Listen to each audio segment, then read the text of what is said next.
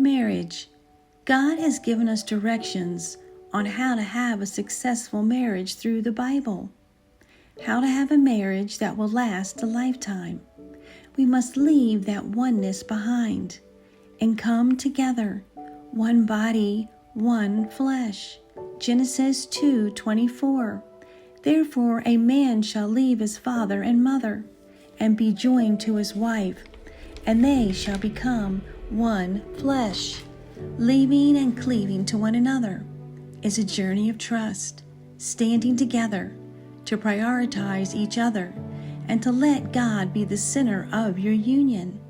Is choosing one another daily, two lives that are woven together under God's blessing, becoming a living testimony of God's faith, His love for you, His love for you both. Steady, sacrificial, and enduring. Blessings that He bestows on your marriage. Tidbits of wisdom. Let's learn about God's fundamentals of marriage. Hi guys, how everybody doing? Welcome in. So glad that you guys are here.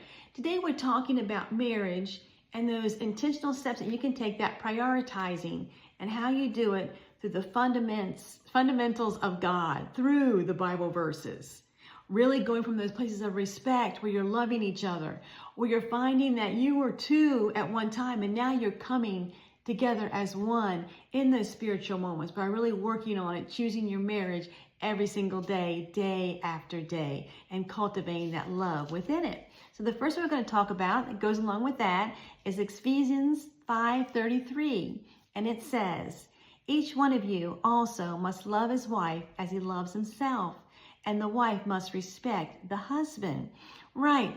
Make sure you bring the husband brings the love to his wife. He's not just showing, caring about himself.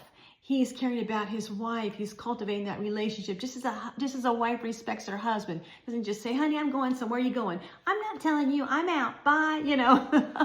You really want to show that respect.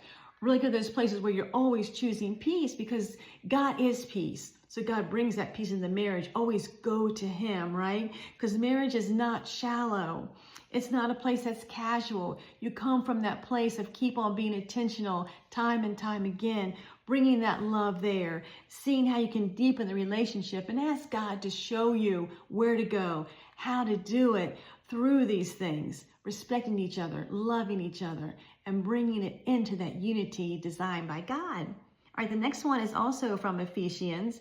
It's 4:2-3. Be completely humble and gentle. Be patient, bearing with one another in love. Make every effort to keep the unity of the Spirit through the bond of peace, right? God is peace. God wants you to bring that peace into your marriage. Things seem to get unraveled at times when you don't bring it from a place of peace. Maybe it's from a place of ego, or a place where you're competing, or a place where you feel like you're less, you're not respecting. There could be so many things. But if it's whatever that is that you're working through on that day, and when it comes up, bring it to a place of peace. Bring it to a place of peace with God. Go in your heart with that peace. And like I said, ask God for that guidance. See where you are going, seeing that bond is so much more than that argument that you just had. It's growing. It's lifting each other up and not bringing each other down. It's really cultivating that beautiful marriage through God and the unity like you're supposed to have it. All right. So a lot of times too, I think God is telling us that you have to be sacrificial in this way. That you have to, sacrificial really means you need to be willing to give up some of your own desires and show interest in the other person. Like when they are coming to you and they're talking about their amazing day, and you have that desire to say, hey, guess what happened to me today? And you just want to jump in and you want to share. You're really being sacrificial by listening to them. Let them tell their whole story, right?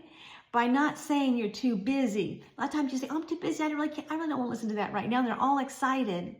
But then that moment is past. You may never get that back, or the excitement may have left. So you're being really in that sacrificial place of marriage by putting the other person first, listening to what they have to say, not just thinking it has to come and dwell and come out of you. You're seeing how it comes out of them, and you're appreciating all those things. And you're learning too. It's a learning experience. Patience, listening, caring for the other person, protecting their heart, right? By being that caring and compassionate wife or husband. So we're going on now to Philippians 2:3, and it says, do nothing out of selfishness, emotion, or vain conceit. Rather, in humility, value others above yourself, not looking to your own interest, but each of you to the interest of others. Yeah, we just talked about that. That sacrificial love, that place, it's a heartbeat of everything. You show that love. You really come to that place where you start to really see those miracles because you are developing that. You're putting that into someone else and seeing how beautiful it is. You're learning from the experience. Because people choose each other. You're choosing each other, like I said, every day, over and over and over again.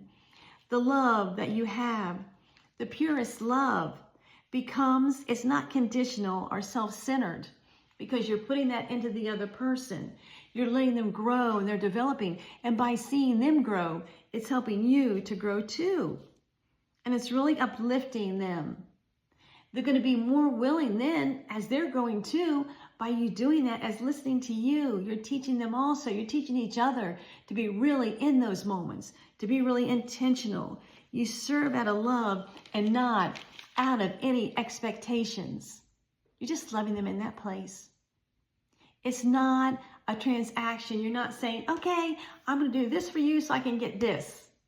Maybe if I do this for you, then you'll do this for me. You don't do that. You're just in that space to say, I will do this because, not because I can get something, but because I love you.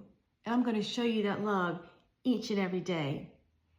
And then also talk about too, without that validation, you're coming from that place where you're not always going to have to validate your love. Honey, if you love me, you would take out the trash, Honey, if you love me, then you would cook me dinner, So you're not always going to that validation saying, well, show me you love me, show me you love me, show me you love me. Because sometimes that can be exhausting. What you really want to do now is you want to show them that you love them. Have that go outward, that light, that projection go out to them. To love yourself, to love your spouse so spiritually. To touch their external heart, the place that's down deep, and to really say, hey, I love you. And I'm going to do this for you because I love you. I don't want anything from it. I don't want any validation. I'm not keeping score. I'm seeing the beauty in the relationship and treating it in such a way that it'll not only, when I see them transform, it transforms me too. Where the world fades and everything else is then stripped away, the truth remains, that pure love, that unshakable love. The truth, you have honored them in all those places, not being viewed as to be praised for it, but just because they're sacred in God's eyes, and God is showing you how sacred that this person is to Him, and wants you to see that too. It's a reflection. God's message is one of grace always. It says here, the Lord our God is with you.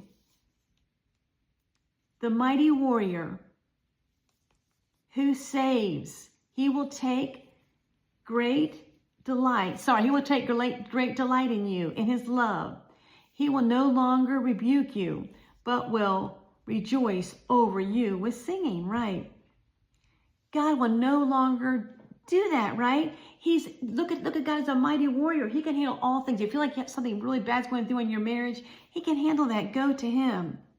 God has given you each other as a gift. He has given you Himself as that gift too. So not only look at your marriage as a gift, but look at bringing God into that marriage as a gift also. The hardships in your marriage, they're going to come up, right? They're going to have things that come up. But remember, God is always with you. And He always has been. and he always will be. You're always, your love is always projecting out into others. It's a miracle. It's a living miracle through God. A reflection of the beauty of heaven itself, because everything, all those blessings coming down from heaven, God is bringing that to you in your marriage. You just have to keep on choosing it over and over again, reaching out and seeing what a beautiful gift it is.